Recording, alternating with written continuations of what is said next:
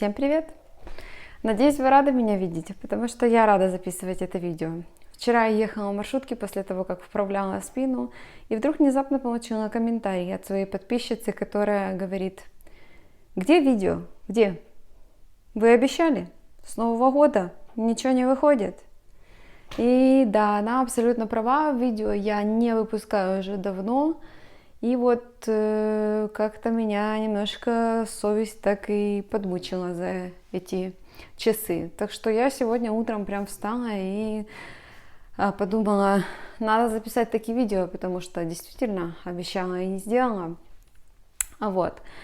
Не хочу оправдываться, но не сделала не по своей лени, а по своей какой-то занятости, потому что начиная с января месяца у меня было 2 работы, и работаю я дома удаленно, как вы знаете, и мы делаем сейчас ремонт. Запланировали мы ремонт на 2-м этаже очень спонтанно, но тут нам пришла идея, что мы могли бы оформить всю комнату отдельную нашу, в которой сейчас спальня у нас, и там спит Матюша и Андрей.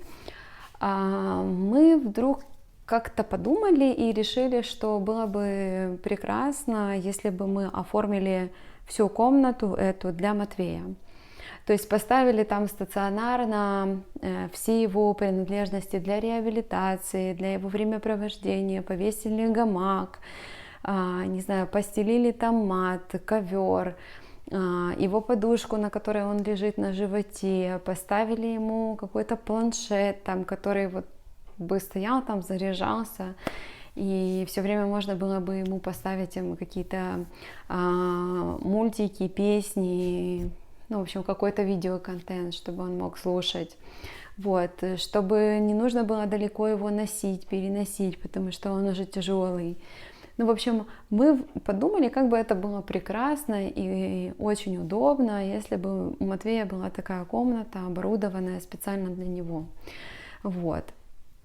И решились, что мы сделаем 2-й этаж. Этаж 2-й у нас мансардный, там никогда ничего не было. То есть, ну, он служил просто как чердаком для хранения всякого хлама. И вот мы с января месяца решились, и в марте месяце начали реализовывать этот проект. Нам дизайнер сделала как бы конечный вариант этого всего. Сейчас строители пытаются это все воплотить в жизнь. Сейчас мы закончили где-то примерно на 50%.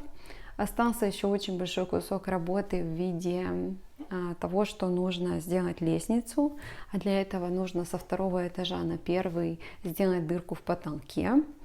Вот, и вот такая у нас сейчас работа идет очень интенсивно и, как оказалось, очень дорогостоящая. Поэтому мы активно сейчас над этим работаем и мечтаем сделать такую комнату для Матвея.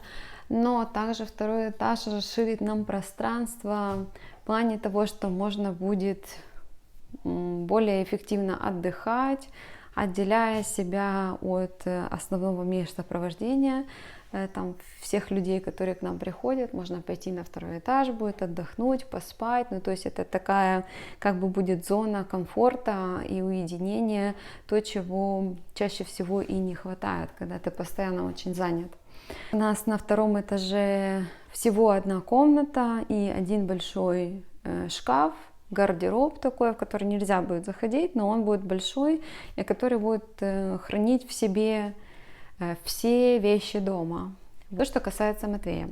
Вы знаете, что Матвею назначили новый препарат, называется он Файкомпа.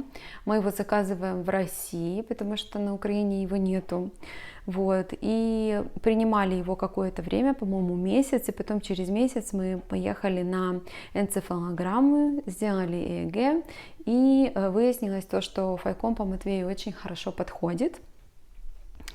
И мы продолжаем ее принимать, но тут 2, значит, таких есть аспекта. Первый аспект, конечно, когда мы купили эту фейкомпу, я начала давать ее Матвею, я очень надеялась, и мы все очень надеялись, что это поможет, чтобы расслабилась его спина, и он бы смог сидеть в коляске, и это было бы гораздо удобнее и лучше ему и нам всем.